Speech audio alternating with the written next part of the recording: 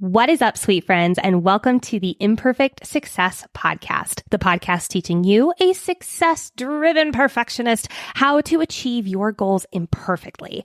Today, we are tackling the big mountain of YouTube, and we are sitting down with YouTube flippin' expert, Gillian Perkins. Now, Gillian has just about 700,000 subscribers on YouTube, and it is a huge part of her business. But we're not only talking about how to massively grow a YouTube channel, we're talking about what you need when you very first start so it doesn't feel so overwhelming. We're going to talk about how to start monetizing way quicker than you think you can. And of course, tips for making content easier than we think it's going to be. Let's dive in.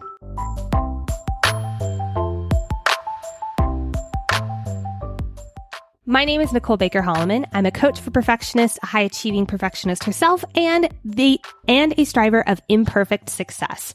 When I tell you that sitting down with Gillian was a bit intimidating, not in a way that she is a doll, a light on this planet of YouTube, but she has been so incredibly successful. Did I get a little starstruck? Maybe I did. Gillian Perkins is the CEO of Startup Society. She's a YouTuber. She's also the host of the podcast Work Less, Earn More, which I was recently on. It was a blast getting to talk about perfectionism on there.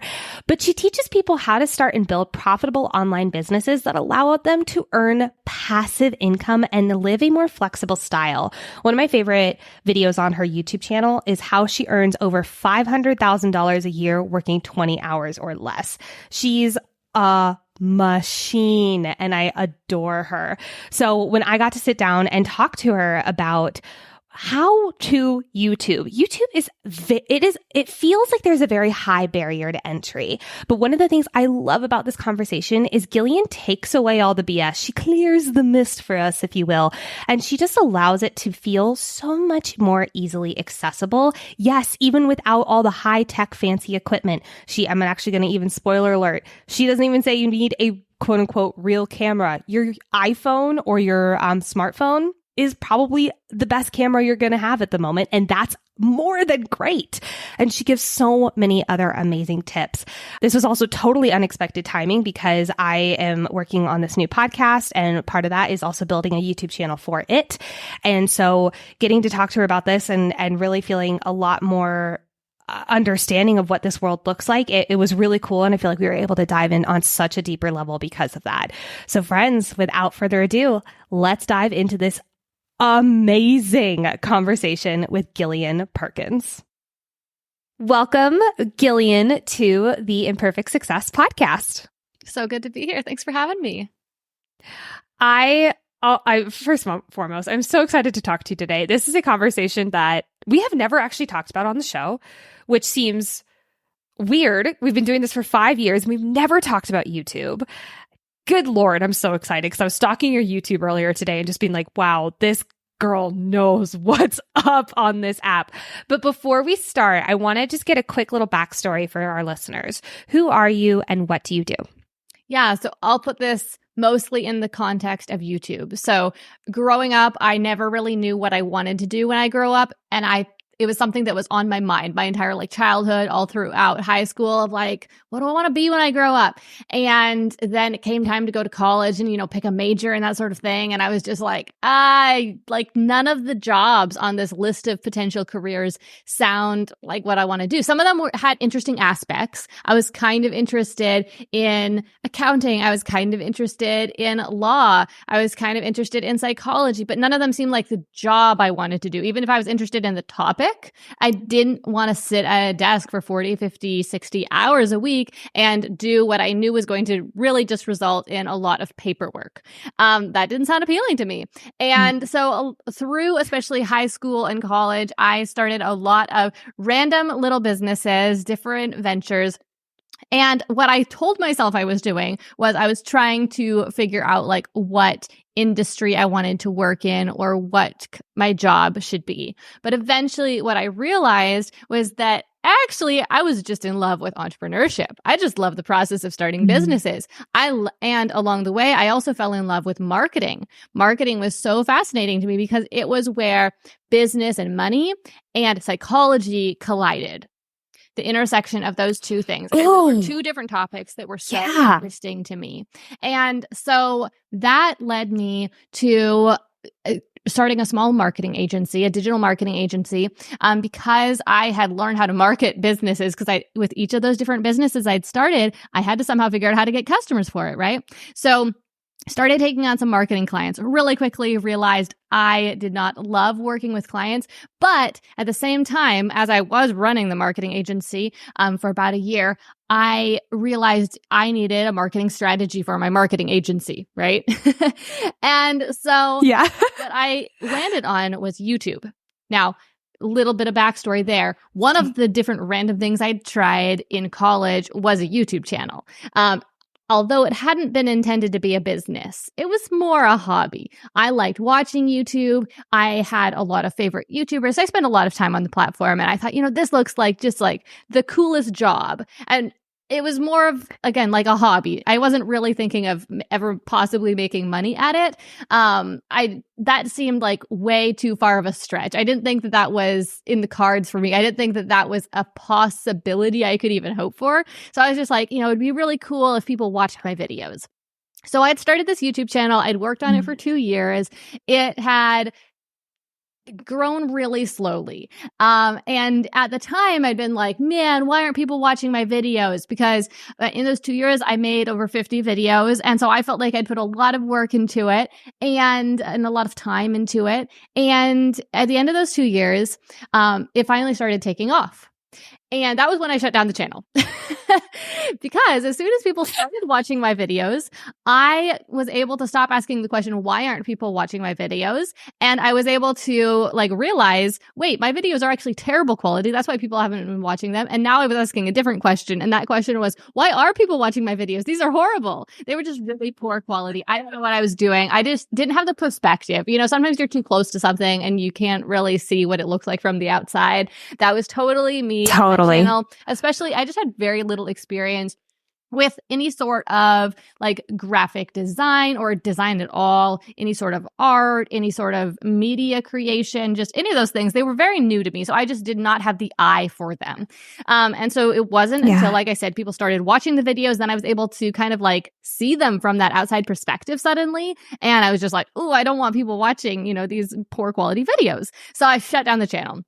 And I was like, maybe sometime I'll come back to this, but right now, this isn't for me. So I shut that down. So fast forward a few years, running the marketing agency. And I remember, hey, even when I was making poor quality videos, even when I had no idea what I was doing, I still ended up having thousands of people watch my videos. And so what if I knew what I was doing? What if I really studied this? What if I learned the YouTube algorithm? What if I learned how to actually make good videos? And I started doing that. I started studying the YouTube algorithm. I started studying YouTube as a platform. And one of the things that I took away was that I was hard pressed to find a single YouTube channel that had good quality videos that was not either already successful or quickly growing. I would very occasionally stumble across one, that somehow had good videos and wasn't. But it was 99% of the channels I found that had good quality videos were big or growing. And I was like, okay, well, that makes this way simpler and makes me way more confident that I can master this because I can learn how to make good videos. That's just a hard skill you can learn. I could go to college and learn that skill. I could just watch tutorials and teach myself that skill. I could read books. There's so many ways you can learn that skill. Learning to make good quality videos, it's not rocket science, okay? It's something anyone with a brain can learn how to do if they're willing to put in some time and, a little bit of effort, right? It's not the gamble that we're told. I would love to pause right here because I want to know, how do you define good quality videos? I'm trying to get in the head of someone who's just starting a YouTube channel or they wanted to always start a YouTube channel because I know that's a lot of people listening. What do you define as a good quality YouTube video? Yeah, for sure. So I think it's important to not overcomplicate this because it's something that people get hung up on a lot. When I'll tell people, really, the most important thing is to make good videos. They're like, well, yeah, easier said than done, but what's actually a good video sort of thing. And they get a whole attitude about it. But I mean, a good video when you see one. And think about me, what was this? 8 years ago now, 7 years ago, studying YouTube. I didn't know anything about video, professional video production or anything like that. I was just taking it at face value. And honestly, I was focused more on like pixel quality than even like the storytelling or anything. I was just looking and I was like, is the person in focus? Is their lighting good? Do they have a nice looking background? Yeah. Like, I was like really focused on very superficial things. And then like, are they communicating information that is understandable and like they're speaking with confidence, that sort of thing. Just kind of some basic presentation skills, right? So I wasn't trying to analyze like how good are they doing with their storytelling or how is the pacing on this video or anything analytical or high or advanced with their lighting or anything like that. Like, it was quite simple. It was like, is this an enjoyable video to watch? Can I understand it? And does it actually look nice? And I was primarily focused really on the appearance of the video. Now that I've learned a lot more, I've come to see that there are times when the appearance of the video can actually be poor and it can still be a good video. Okay. We see people make shaky cam videos with poor lighting and get millions of views. It totally happens. Yeah. That's a little bit more complex. That's a little bit more difficult to do. You got to have just the right personality or else really good storytelling skills and get your pacing just right. But if you want to have an educational channel, especially, where you are communicating information to people, where you're teaching something, you really can get away with just having the video itself look nice, have a nice looking background, nice lighting, and then put together a simple outline for your video and present it to the camera. And honestly, most people who do that and do it somewhat consistently will grow a successful, and by that I mean, a channel with thousands of subscribers, a channel that makes money. Yeah. And it doesn't have to be a lot more complicated than that. Now, of course, there's all sorts of ways you can optimize that. We're going to get into that today, I think, talking about some things about the algorithm. But it really starts with those basics. And so going back to my story, that's what I realized. That was one of my first takeaways, was that it really just boiled down to consistently making good quality videos. And that was something that I knew I could do. And so I kept studying the algorithm for about a year. I analyzed thousands of YouTube channels and videos and learned really how the algorithm worked and different aspects of the more advanced elements of what makes a good video and how to work with the algorithm instead of just fighting against it. Because that's what a lot of people do. A lot of people fight against the algorithm and they think the algorithm is the bad guy and they have to figure out how to beat the algorithm. The algorithm is your best friend. It can blow up your channel. Yes. It can grow your channel faster than anything you could do on your own. Okay. It would take you literally hundreds of thousands of marketing dollars to do what the algorithm is happy to do for you for free if you can make friends with it. I finally emerged with my new YouTube channel, and I just made it my commitment that every single Monday I was going to record a video, no matter what, whether I felt like it or not, whether it was convenient or not, whether I felt like I had time or not, even if I was sick or not. Now, of course, there was a little bit of grace in there for, if I was flat on my back in bed, then, maybe if I wasn't doing anything, maybe that wasn't happening either. But if at all possible, I was going to film a YouTube video, then I'd spend the next day editing it, and then Wednesday I would publish it. And that became the rhythm that grew my business. That was the rhythm that created consistency with everything. And I found that to be true in my life since, that it's not so much about, the simplest way to create consistency in your business is to create consistency with one thing. If you can create consistency with one thing, that can be the foundation for consistency in so many other things. And so just by, establishing that routine of every single Monday, first thing I'm going to film a YouTube video, it allowed me to become so much more consistent in my business. It grew my business so much. Anyway, going back to YouTube itself, quickly my YouTube channel started to grow. I think two main reasons for that. One was I was posting consistently, but the other was I was creating consistently. And creating consistently allowed me to really quickly improve the quality of my videos in a way that I had never been able to when I was trying to batch film a few videos once a month. Okay. I wasn't practicing frequently enough. The frequency of your practice is going to dictate the speed at which you improve. Also, the quality of your practice has a big impact on it as well. There's a few variations of that saying that's like, practice makes perfect. Some people are like, no, practice makes permanent, right? So whatever you practice, that is what you are going to really reinforce. I was a piano teacher for a lot of years, and I would way rather have a child practice their song slowly and carefully 3 times. Just play it through 3 times, slowly, carefully. That's going to reinforce playing it the right way, rather than have them smash through it 10 times in a row, full of mistakes because they're trying to rush through and they're trying to just get in that frequency, right? We have to practice frequently enough that we get those reps in, but we also need to make sure that we are doing it with intention. And that's really what filming one video every Monday enabled me to do. So in about 3 months of starting that channel and posting once a week, I had amassed 1,000 subscribers, which got me monetized. And then at about a year, I was at about 55,000 subscribers. And I think that it was 15 months in that I surpassed 100,000 subscribers. And it just kept growing from there. And today, as we're recording this, I think I'm closing in on 700,000. Holy mackerel. That is amazing. I have so many questions for you. The first I actually want to pause on the algorithm question. We'll go to that in a second. But when you were first starting your channel and really going all in on it, what were some mindset barriers that you had to overcome during that first initial stage, or even some that you still are overcoming now?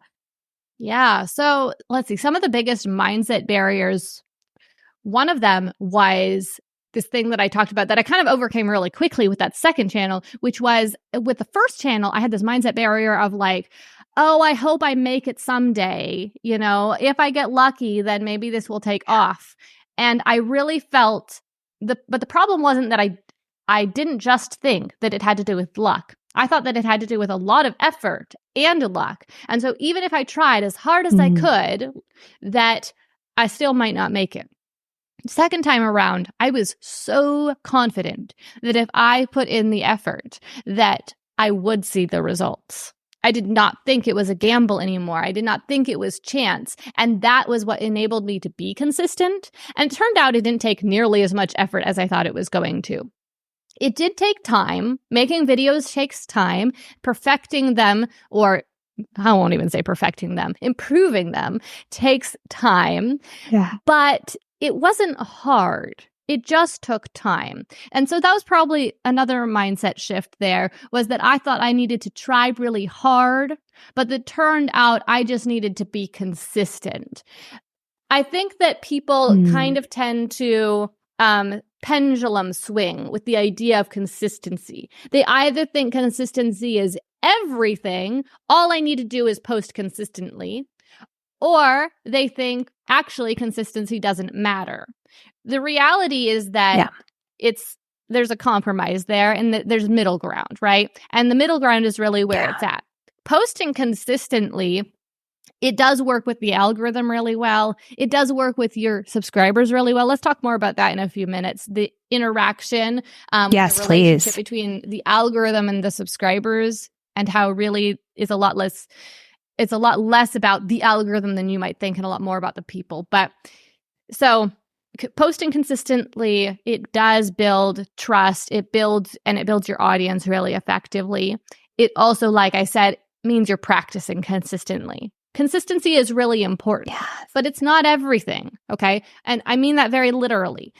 You have to also have the quality component. You can't post crap every week and think, well, I'm working the system, I'm doing the work, I'm being consistent, and then expect to get the success that you're looking for. You really have to do it with intention. You really have to put in the effort. And the effort isn't just about like doing the work. It's not just about putting in the time. The effort is the mental work of trying to improve, right? And if you aren't doing that, then you're not going to see the growth that you're looking for. Well, let's talk about growth. Let's talk about the algorithm. And I want to go to the algorithm and community, like you're saying here. What do you mean when you say algorithm, community, and consistency? Yeah.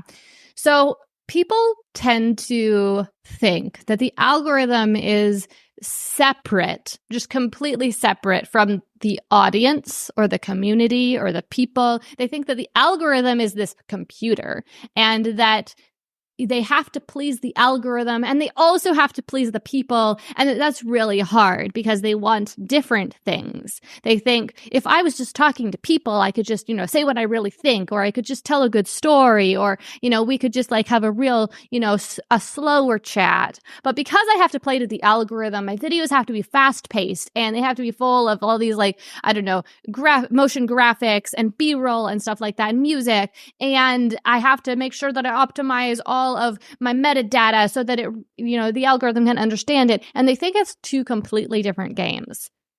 There are a couple little things you have to do to play to the algorithm.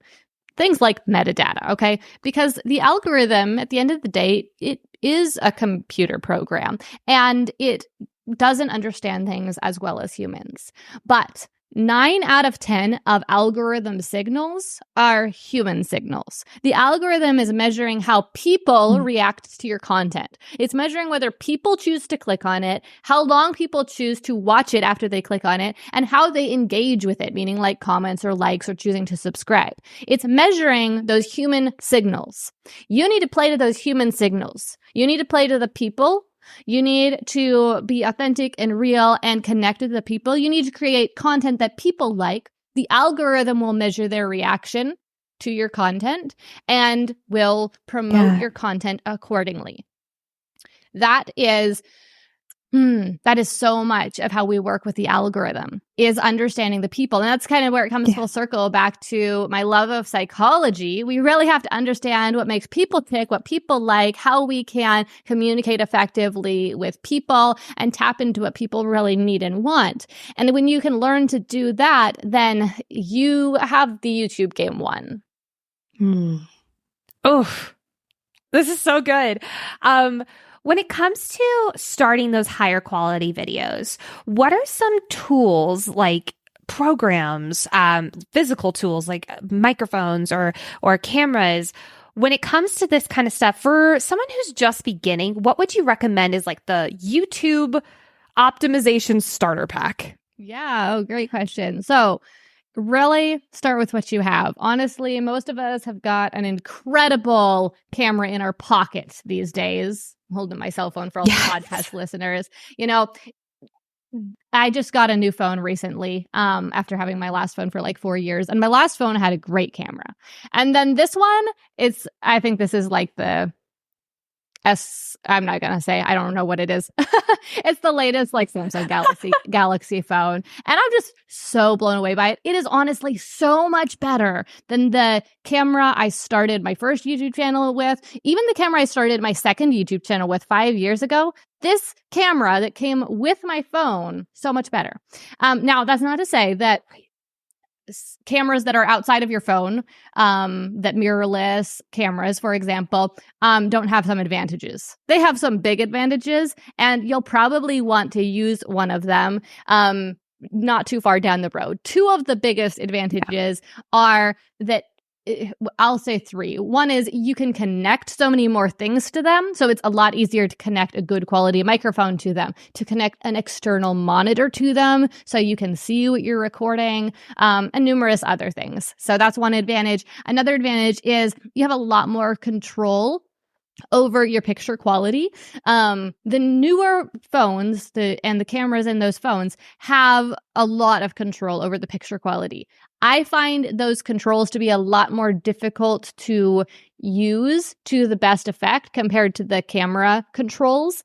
The camera controls maybe have a slightly higher learning curve. They're not quite as intuitive, but once you learn them, they are more powerful. And then a third advantage that a lot of, say, mirrorless cameras are going to have is a lot of them do have some sort of flip out screen so that you can see yourself while you're recording. Now, you can accomplish this with your cell phone by using the front-facing camera, but we all know that those front-facing cameras tend to not be as good a quality as the back cameras on your phone. And so then you've got this compromise you have to make of either using the lower quality camera, but getting to see yourself, which is super helpful for framing, just making sure you're in the right place in the shot, and saves a ton of time. Yeah. And on the other hand, you can use the rear-facing camera, but then either you can't see yourself, thus you're wasting time, or else you have to figure out some awkward setup with some sort of external monitor, which there just aren't very many options out there on the market for that with the cell phone. So all that said, though, start with your cell phone. Honestly, if you don't have a camera already, just get started with your cell phone. That's not to say that I think you should just start today. I do think that there is a lot of value in doing some pre-work before starting your YouTube channel. I do not know anyone who decided one day to start a YouTube channel and started it that day, and then it worked out and they grew it into a big successful thing. You really have to be intentional with making a plan for your channel, and committing to that plan. And when I say a plan, I mean what is the topic of your channel? Generating video ideas, deciding what your publishing schedule will be. I'm sure there probably are some people out there who decided to start a YouTube channel on a whim, later developed a plan, and then turned it into a success. But at some point, you need to create the plan. And my strategy is all about making your initial launch as big of a bang as it can be, because you can get a lot of momentum there right at the beginning, which can help you to reach that first 1,000 subscribers and continue to grow from there a lot faster. So I always encourage my students to try to get their first 100 subscribers in the first week they start their channel, which if you don't go into it with that mindset, a lot of people spend months trying to get their first 100. Because it's true, the first 100 can be the most difficult to get. But it's an incredible opportunity to take advantage of the new sparkly shininess of this new thing you've started. People tend to be interested in this new thing that you're doing. And so it's much easier to promote a new thing you're doing than just one more video on your existing channel. And so you can make quite a promo of it to your friends and family, even just on your personal Facebook page, for example, and get a lot of leverage out of that. And what is so powerful about that is that here's just a little look into how the algorithm works. It has to have data to work. It is measuring, like I said, those human signals, and then based on what it sees, based on the signals it measures, it is going to recommend your videos to other people similar to the people who reacted positively to your videos. Okay? It has profiles of all the different YouTube users in it. And so if nobody's watching your videos right now, the algorithm has no data, and it will try a little bit. It'll try to help you. It'll promote your videos a tiny little bit and see does this person like it? Does this person like it, sort of thing? But it's walking around in the dark. It's hunting in the dark, and it just has a really hard time. There's, billions of people out there. Millions and millions of people on YouTube, right? And the chances of it happening to find the people who are interested in your video when it has no data to go on are just really slim. And so most of the time it takes months and months and months if you put all of the weight on the algorithm, if you make the algorithm do all the heavy lifting at the beginning. Algorithm is supercharged for growing your channel once it has that data, but when it doesn't have data, it is, just lost. So if you can send we saw that your channel in those first few days, then you are going to literally shave months and months, maybe years off of your channel's growth timeline. We saw that when we launched this with the new podcast. We just hit our 1,000 subscribers last week. I think we're at 1.4 thousand now. But we found that first 100 was like I kept refreshing the page. I was like, come on, you can do it. And obviously ours was a very shortened timeline for many reasons, but still that first 100 was still really kind of a slog in the grand scheme of themes of the last month. But now it's like boom, boom, boom, boom, boom, going so much faster. And that's just, it's just so interesting to see that reflected back in this. I'm curious, when it came to you, actually, I'm not going to say with you, when you're working with someone who is just new to the YouTube game, what are some things that you tell them right off? Like if you had to give them 3 things, I want you to focus on boom, boom, and boom. What were the 3 things you'd say to focus on with them? I've already touched on each of these things, but I'll just kind of recap here. So one thing would absolutely be that consistency, the consistency with the creation. Don't focus so much on like trying to publish consistency. Make a consistent routine around when you're going to film and edit your videos. The publishing will be, will just happen after that, right? Another thing is that when you launch your channel, doing everything you can to get that first 100 subscribers as quickly as possible. So like in short, to kind of recap on that, the algorithm, the bigger your channel gets, the more effectively the algorithm can grow your channel. The thing the algorithm does the worst is to get you your first hundreds. If you rely on the algorithm for that, you're going to wait months and months. But if you can help the algorithm out right there, it can do the rest of the work for you. Third thing, something I didn't talk about yet, and this actually would be the first thing, and that is the pre-channel video idea generation. Okay, so before you ever start your channel, before you even film your first video, I highly encourage people, challenge people to generate a list of 50 video ideas within their chosen niche or on their chosen topic. Yeah. It seems like a lot. And people often think, well, I only need to, create these first 3 videos. Couldn't I just come up with a list of 10? That could kind of like show the direction that I want to go with this channel. It could paint that picture, but that's not the goal here. The goal is 2 things. One is make sure you've got plenty of ideas on this topic, because the last thing you want to have happen is to put in all the work to make 10 videos on this topic, put in all that work for this new channel, and then realize that you've said everything you want to say on this topic. And then like, okay, great. Those videos are out there. I'm not going to say that didn't accomplish anything, but it's not going to turn into the successful channel you want it to. So we want to, first of all, have this litmus test. Are there enough ideas? Second thing is that it really helps you to find the best ideas. If you only have 10 ideas and then you choose the best ideas to create first, well, you're choosing from a pool of 10, right? If you come up with 50 ideas, I'm not saying you're going to make all 50 of those ideas. I'm going to say now you're going to choose those first 3 to 10 videos you're going to create. You're getting to choose from a much larger pool of ideas. And so there naturally will be more better ideas there to choose from. So you can find better ideas that way. Yeah. And then there's actually a third thing that it does, and that is that it starts getting you to flex your creative muscle. This is so key for the sustainability of your channel long term.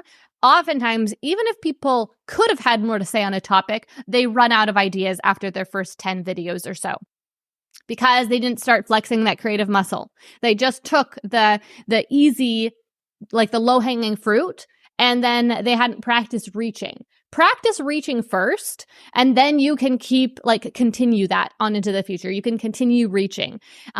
It shows you how much is possible. It helps you think outside the box. It helps you, just think of those ideas that maybe you wouldn't have thought of otherwise. And that gives you, it stretches the boundaries of your box right from the start. And it means that you'll come up with so many more ideas in the future. And then the follow-up practice, I'm giving so much away today, but the follow-up practice. This is so good. Thank you. With an idea, you write it down. Not just before you start your channel, but after you start your channel. Every time you come up with an idea, write it down. Not just the good ideas, all of them. The reason for this is we are so quick to judge and be like, we come up with an idea and then we think, I'm not sure if that's good enough. I'm not sure if I want to make that video. And we end up writing such little down. We want to capture all of it and judge later. Because when you write an idea down, it leads you to the next idea. If you don't write that idea down, most likely you will either not think of another idea at all, or you will think of the same idea again because you haven't written down yet. So it's still like spinning around in your head, and you'll just keep coming up with kind of the same idea over and over again and think you can't think of anything else or anything new. Write that idea down. It's going to lead you on to the next idea. And more than likely, it's not just going to lead you on to one next idea. It's going to lead you on to 10 in 10 different directions. Because if you write that idea down, maybe you come up with another idea that's similar to that. And it's like, the next iteration of that idea. Or maybe you think, I don't really like that direction. So you go a different direction. And that is what it just like spreads like, like a family tree, for example. So you're just like splitting and splitting and splitting. Write every idea down, judge your ideas later. So do you have like a notes app or something, or like a note on your phone so that when you're out and about and you just think of like, oh, I can do that idea, you write it down real quick? Or how do you practice that? Yeah, I've practiced it in different ways at different times. I don't remember exactly what I did originally, but there have been times when I carried around a notebook and wrote them down physically. I do love the physical pen and paper. There have been other times where I kept a running note in my phone. These days, what I do most of the time is just because, I'm running an entire business and a YouTube channel and a podcast. There's a lot to keep track of. So I use Asana, which is a project management software. It works beautifully. There is a whole project in there for video ideas. And it's categorized because one thing that I have noticed, I got to a certain point where I felt like, I think I'm burned out. I think I've said everything I want to say. But it was weird because I had a list of literally a couple hundred video ideas, but they all felt like things I'd already talked about. They all felt like things that were very stale. And so I was like, this is like a little weird. On the one hand, I feel like I've said everything I want to say. On the other hand, I've got this list of all these ideas. Let's sort the list and see what's really on it. Let's categorize it. So I did that. And what I realized was that there were a few ideas that were on that list over and over again, slight variations of them. Let's say it was something like best business ideas. Okay, this is a popular video on my channel, like something like 5 best business ideas or 5 passive income business ideas, or a list of like, different business ideas. And that idea, as well as a few other ideas, there were so many variations of that single idea on my list. And it was essentially just like clogging my list up to where whenever I looked at that list, it just seemed like it was all full of kind of the same thing, and yet they were all different. And so I wasn't crossing any of them off. Once I sorted my list into categories, so in my case, I sorted it into like digital marketing video ideas and business strategy video ideas and success mindset video ideas, just for examples. Once I did that, I was able to see the ideas that were too similar, get rid of some of them, clean it up, and also see that there were whole categories that I hadn't been talking about recently that I was still excited to talk about. So that really helped. It's not a beginner step. I don't think you need to do that at first necessarily, although you can play around with it. Some people, they really like to stay focused on one topic and make sure all their ideas match up with that topic. Other people, it really helps them to break the main topic down into about 3 buckets. And that helps them feel like there is more variety while still keeping everything kind of on the same page and cohesive. We'll get back to the show in just a second, but before we do, I have a quick request. If you've ever gotten any value from the show and you want the show to continue to grow, to continue to address different areas of perfectionism, and to access bigger and more knowledgeable guests, my simple request is for you to leave us a rating and review. If you're listening to us on Apple Podcasts or Spotify, those ratings and reviews do go a long way in attracting more podcasters and bigger guests to the show. Plus, candidly, it's like the biggest hug that you can give to your favorite podcasters. I'd love to see a rating and review from you. And if you're an overachiever, like basically everyone who listens to the show, and you want to take a screenshot of your review after you post it, you can share it to your own social media audience and tag me. I'm at Life Coach Baker. I will literally love you forever and share it with my audience too. So again, if you haven't already, please give us a quick rating and review. It really does help. Alrighty, let's get back to the show. I want to talk about software. So one of the big things I hear from many people who want to start a YouTube channel is like, I know how to do the talking in front of a camera thing, but editing. Oh my gosh, what do I do for editing? What are some software programs that you recommend for people who aren't incredibly knowledgeable in the editing space? Yeah, well, there are so many good ones these days. Honestly, this is an aspect of video creation that has changed so much in these last few years. I have a lot of students who are loving Canva's video editor, as well as InVideo. That's what it's called, InVideo. So these are two web-based video editing programs, and one thing there's two good things about both of them. One is that they keep it simple. There's not a lot to get lost with, because there's, some incredible video editing programs, but they're pretty complex, and there's so much that can just kind of distract you and confuse you. So both InVideo and Canva keep it simpler.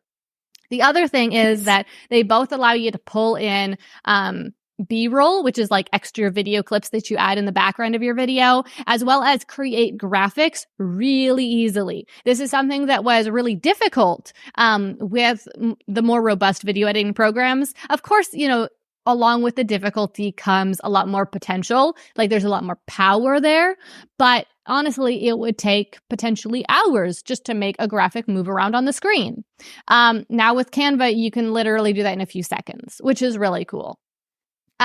So I would highly recommend either of those options. Another really good option is, so my go-to powerful video editor is Adobe Premiere Pro.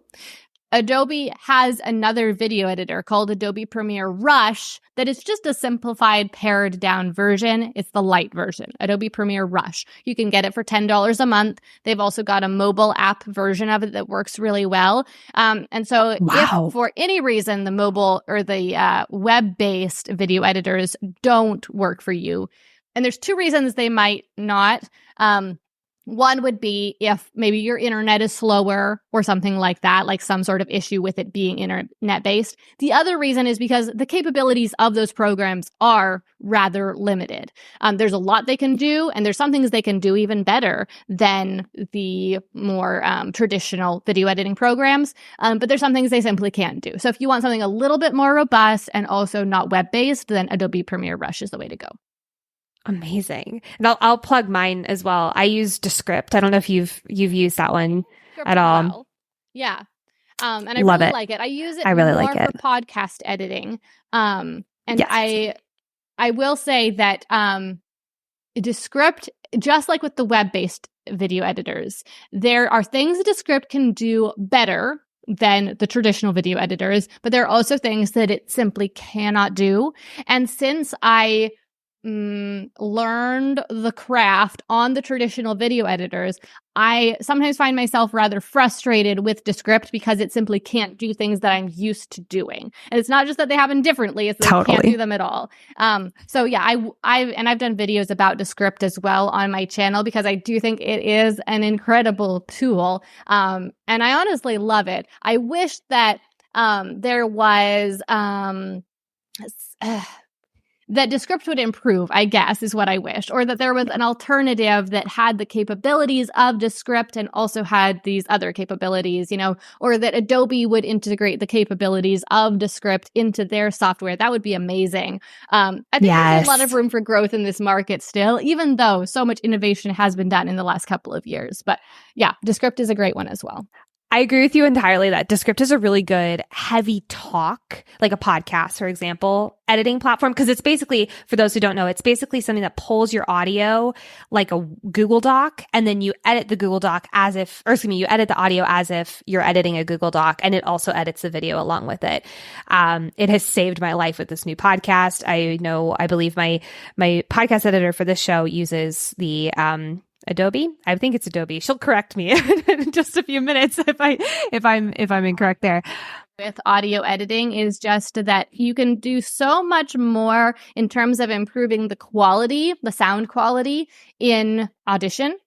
But then you're completely missing the capability of the visual editing that you get into Descript. And so I just find myself putting a clip into Audition and then exporting and then putting it into Descript. And it's just stupidly inefficient, right? So I look forward to a better day in this space. And mostly I, of course, just don't do the editing, but it's nice to be able to be hands-on with things, like there's a lot to be said for delegating. There's a lot to be said for, owning your zone of genius and, doing your leadership role and giving other tasks to other people. But sometimes you're making something and you want to get your hands dirty with it, right? Oh, yeah. Oh, yeah. I was saying to you that we just hired someone for the new show, but I'm not giving editing away for that yet because I'm such a perfectionist when it comes to editing for this new show. So it's like, I still want my claws in this. Eventually, yes, I will give it away. But right now it's like, this is my baby. I will not let anyone touch it in this way. The last thing I want to talk to you about before we get into segments is monetization. So when it comes to YouTube, we see these YouTubers who make multi-millions of dollars. It's definitely a lucrative space when you know how to use it right. What are some things when you're first beginning? Like, let's say you've gotten your 1,000 followers, you have that YouTube's ads monetization. But what are some other things besides just ads that can make this a monetization-based platform? So first I want to talk about a pitfall that people are starting to fall into that I would encourage people to avoid. So as you may be aware, within the last year or so, YouTube changed their monetization policy. And you can now get monetized. And by that, I specifically mean you can join the YouTube Partner Program. Now, if you only have 500 subscribers, you don't have to wait until you reach 1,000. But what? The YouTube Partner Program at 500 subscribers, you are only able to use certain monetization features. It's easier to say what you can't do than what you can. What you can't do is you can't That's true. advertising revenue. Okay. You can't earn from ads on your videos. You can do things like you can use the shop tab, you can use super chats and super thanks, and a bunch of other things. YouTube has this whole slew of ways you can earn revenue on YouTube, which is cool. But here's the problem. Most creators earn the vast majority of their revenue from ad revenue, okay? That's how YouTube earns the vast majority of their revenue also.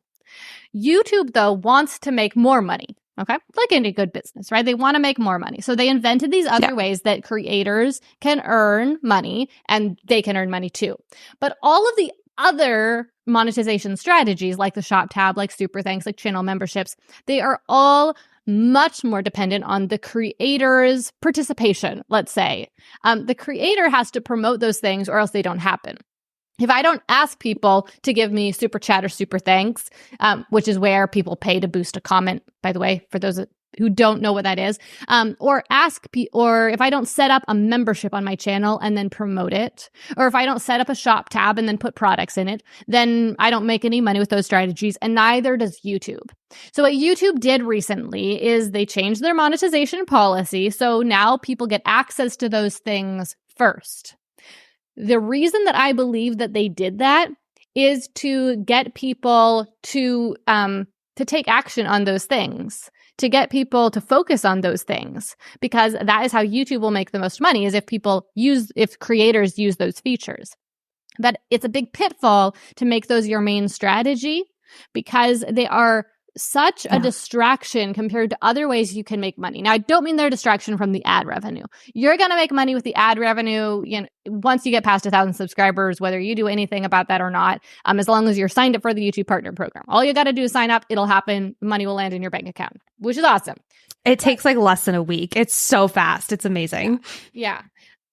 But you have to think like a business owner as you're growing your YouTube channel. Because if you are growing a YouTube channel with the intent to make money with it, what you're really doing is you're starting a small media company, okay? And you need to think, how can your business make the most money? And of course, we don't all have to shoot for millions and millions of dollars, but we want to make sure that we're using the smartest strategies that are going to make us the most money with the least time, because that means that you will be able to work less and earn more. Plug my podcast right here. I have a podcast called Work Less, Earn More. Yes. About how we can do exactly that, work less and earn more. What are the strategies that are the most profitable, basically? setting up any of those other monetization strategies on YouTube, they take continual effort. And some of them take a lot of effort. And most of them don't earn the creators very much money. It tends to be fairly minimal earnings. So if you want to use those features, like, go for it. I'm not saying don't. I'm just saying make sure that you consider your options. Make sure that you're aware of your options, because there are so many ways your business can make money. And just because those are the ones that YouTube dangles right in front of you and says, pick me, doesn't mean you have to pick those ones. Okay. Make sure you're picking the options that you really want to use in your business and that really make sense for your business goals. And I don't just mean your money goals. I mean like your lifestyle goals for what you do in your business and how much you work. You're amazing. Thank you so much for all of this. This was incredible. I have 2 questions I ask every podcast guest who comes on the show. The first is, Gillian, how were you a perfectionist this week? How was I a perfectionist this week? Well, as I was planning my videos for the week, I was definitely all up in my head about how to make them as perfect as they could be. And it's probably the hardest part of being a YouTuber, really, is how judgmental you can be of yourself, how critical you can be of yourself, how difficult it can be to create the art with so many people watching. Doing creative work with people watching is challenging. Yes, echo that. And the second question I have for you is, what is a goal, big or small, that you're either in the process of accomplishing or that you've recently accomplished that we can celebrate with you? Well, one thing that I am in the process of accomplishing is migrating to a new website. I started my website, I don't even know how long ago now, probably 5 or 10 years ago, more like 10. And it was, when I didn't have any sort of team or anything, and I was figuring everything out on my own, and I started it on WordPress and spent years slowly making it better and better, and then bigger and bigger and bigger as we've added so much more content to it over the last 5 years now. And it has just kind of grown into this monster, really, a very resource-rich monster, but a monster. And so we're in the process of migrating to a new, simpler website that I'm very pleased about. But it also is a challenge, it's just a big project. So my goal is to have that done by the end of the year. Oh my gosh, congratulations. That is definitely a monster-sized project. Yes, and I imagine especially with you at your business size. So Gillian, plug all your things. Where can people find you? Where can people find your YouTube channel, your podcast, everything? Well, if you can spell my name, you can find me, Gillian Perkins. You can look it up on just Google, and you'll probably find a whole slew of my YouTube videos. You'll find my website, which is gillianperkins.com. The place where I am by far the most active and create most of my content is on YouTube. My channel is just called Gillian Perkins. And then I've also got this podcast called Work Less, Earn More. It's for entrepreneurs, especially creative entrepreneurs who run content-focused businesses. We talk all about strategies for growing your business and earning more with your business with as little time and effort as possible. Not because I don't believe in hard work, but because I've got 5 kids and I want to be a mom to them, and I got to figure out how to run my business in 20 hours a week or less. Yes. You are amazing. Thank you so much. Your podcast is incredible, by the way. I really recommend people go check it out. It is so, so, so good. Gillian, thank you for being here today. This was awesome. Please do not walk, run to her YouTube channel and subscribe. I love her videos. They're so helpful, especially for online businesses. She is just a powerhouse of information. We also have her website, of course, her YouTube channel, and her Work Less, Earn More podcast, all in the show notes. I'm so grateful that Gillian got to come on today, and I hope that you, who's maybe been thinking about starting a YouTube channel or has been wanting to grow your YouTube channel, got a lot out of today's episode. Friends, keep striving for imperfect success, and I will talk to you soon. Bye.